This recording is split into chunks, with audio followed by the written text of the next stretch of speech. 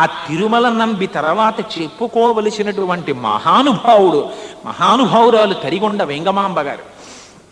ఆ తరిగొండ వెంగమాంబ గారి సమాధి ఇప్పటికీ ఉంది. కానీ నాకు తెలిసి నేను ఇలా సభాముఖంగా అంటున్నాను అని మరోలా అనుకోకండి, చాలా తక్కువ మంది దర్శనం చేస్తారు. అసలు అక్కడ తరిగొండ వెంగమాంబ గారి సమాధి ఉందన్న విషయం చాలా మందికి తెలియదు.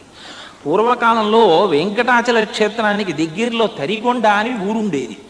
ఆ ఊళ్ళో కృష్ణయ్య మంగమ్మ అని దంపతులు ఉండేవారు. వాళ్ళకి 5 కొడుకులు పుట్టారు, కూతుళ్ళు లేరు. కూతురు పుట్టాలని వాళ్ళు వెంకటాచలం వెళ్ళి వెంకటేశ్వర స్వామి వారిని వేడుకుంటే ఆయన అనుగ్రహం చేత కూతురు పుడితే ఆవిడికి వెంగమాంబ అని పేరెట్టారు. ఆవిడ చిన్నప్పటి నుంచి వెంకటేశ్వర స్వామి వారి భజన చేసేది. ఈ పిల్లకి ఈ భజనలు ఈ ఉపవాసాలు ఏమిట్రా, అసలు ఈ పిచ్చి వదిలిపోవాలని పెళ్లి చేశారు. పెళ్లి చేస్తే ఆమె రజస్వల కాకముందే భర్త మరణించాడు. భర్త మరణించిన ఆవిడ ఎప్పుడూ కూడా ఐదోతనానికి సంబంధించినటువంటి సూచనలని వేటిని విడిచిపెట్టలేదు. విడిచిపెట్టకుండా పువ్వులు పెట్టుకునేవారు, బొట్టు పెట్టుకునేవారు, చీర కట్టుకునేవారు, చక్కగా సింగారించుకుని ఆంజనేయ స్వామి వారి ఆలయంలోకి వచ్చి హారతి ఇచ్చేవారు. సాంప్రదాయవాదులకి ఇది నచ్చలేదు.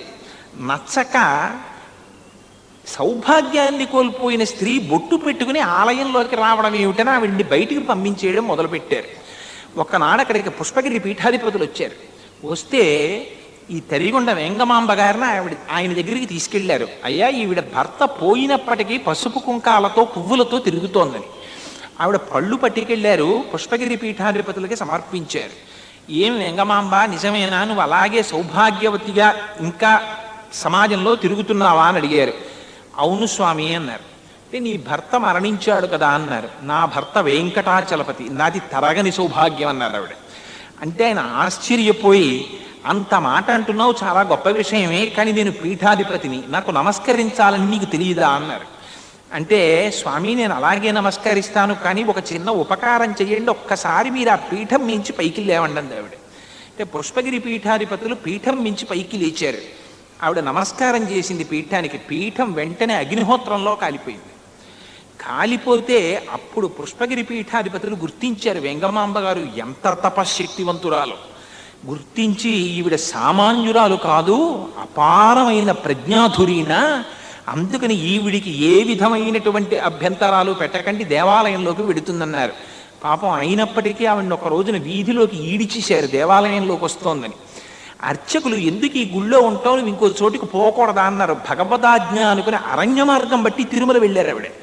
తిరుమలలో ఆవిడ ప్రతిరోజు రాత్రి స్వామివారికి ఏకాంత సేవ జరిగిన తరువాత ముత్యాల హారతి అని హారతి ఇచ్చేవారు తరిగొండ వెంగమాంబ గారు. ఈ హారతి ఎంత పవిత్రం అంటే ఆవిడ పేరు మీద ఇప్పటికీ తరిగొండ వెంగమాంబ గారి పేరు మీద ముత్యాల హారతి నడుస్తుంటుంది వెంకటాచలంలో. ఆ వెంగమాంబ గారు అక్కడికి దగ్గరలోనే ఉంటూ ఇప్పటికీ ఉన్నాయండి. వెంగమాంబ గారు తులసివనం ఏర్పాటు చేయడం కోసమని పాప వినాశనానికి వెళ్ళేటటువంటి రోడ్లో ఒక నుయ్యి తవ్వారు. తవ్వితే బండ అడ్డుపడింది. ఆవిడ గంగమ్మని ప్రార్థన చేశారు. బండ చిట్లిపోయి నీరు పైకి వచ్చింది. తులసివనం పెంచి ప్రతిరోజు ఆ తులసి తెచ్చి వెంకటేశ్వర స్వామి వారి కైంకర్యం చేసేవారు ఆవిడ.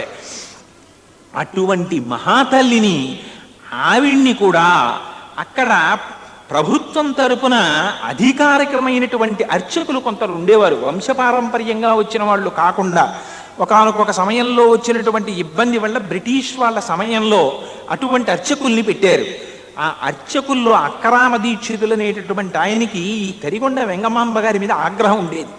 ఈవిడ సౌభాగ్యం కోల్పోయినటువంటి స్త్రీ రోజు వచ్చి ముత్యాల హారతి ఇస్తుంది ఏమిటి వెంకటేశ్వర స్వామి వారి గుళ్ళో అని ఆగ్రహం చెంది ఆవిడ భోజనం చేసి కూర్చున్న తరువాత వీళ్ళింట్లో భోజనం చేసినటువంటి ఎంగిలి విస్తరాకులన్నీ ఆవిడ తులసివనంలో విసురుతూ ఉండేవారు.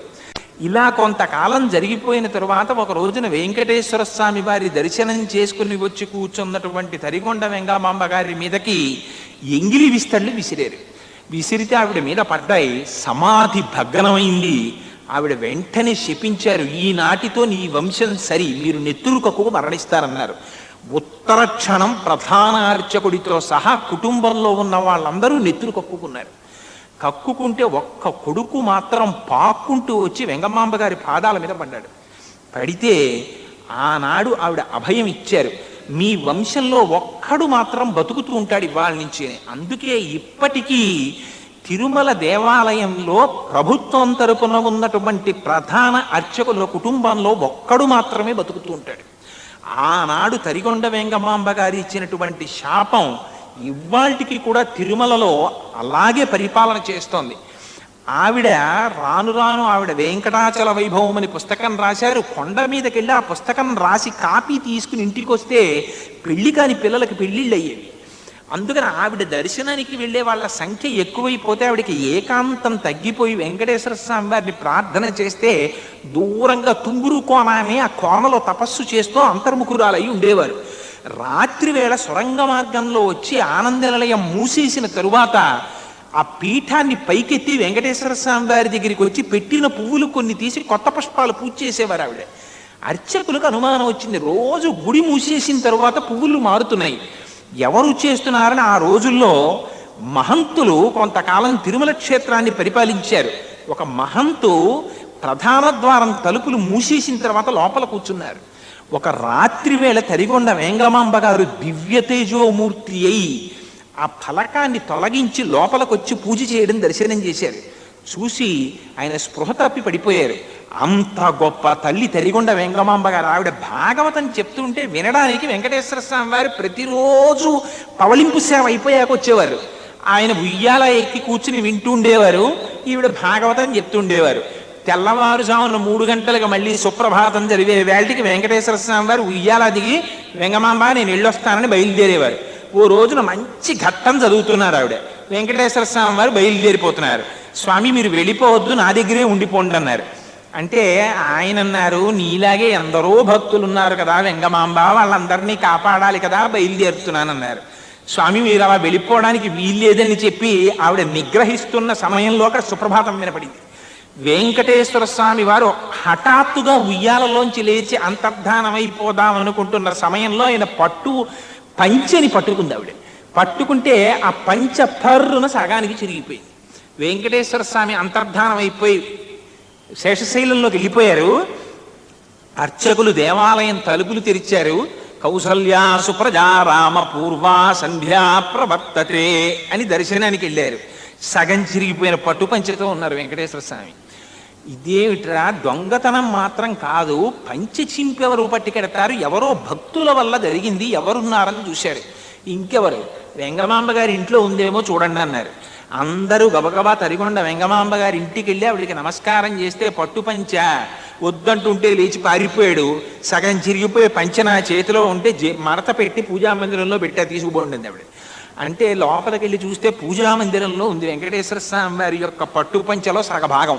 దాన్ని ఊరిరిగింపుగా తీసుకొస్తుంటే ఆలయానికి మిగిలిన సగభాగం కూడా అదృశ్యమైపోయింది. ఇవన్నీ నా కల్పితంగా నేను చెప్తున్నాను అనుకుంటున్నారేమో, యథార్థంగా జరిగినటువంటి సంఘటనలు.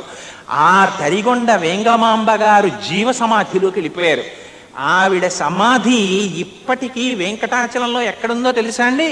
మొన్న మాతో మోహన్ రావు గారు, రాజ్యలక్ష్మి గారు దంపతులు వచ్చారు. వారు దర్శనం చేశారు ఆ తరిగొండ వెంగమాంబ గారి సమాధిని. ఆదివరాహస్వామి వారి కాటేజెస్ ఉన్నాయి, వరాహస్వామి కాటేజెస్ అని పిలుస్తాం మనం. ఎప్పుడైనా వెంకటాచలం వెడితే తప్పకుండా దర్శనం చేయండి ఆ తల్లి సమాధిని. దాని వెనకాతలకు చిన్న రోడ్డు ఉంటుంది, ఆ రోడ్లో వెడితే తరిగొండ వెంగమాంబ జూనియర్ కాలేజ్ అని స్కూల్ కనపడుతుంది. అక్కడ వాళ్ళని మేము సమాధి దర్శనం చేస్తామని అడిగితే లోపలికి పంపిస్తారు. ఇప్పటికీ తులసి తోటి ఆ వెంగమాంబ గారి సమాధి అక్కడ ఉంటుంది.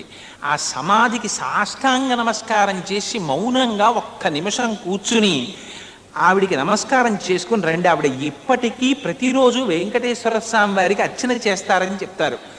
అంత గొప్ప తల్లి ఆ తరిగొండ వెంగమాంబ గారు.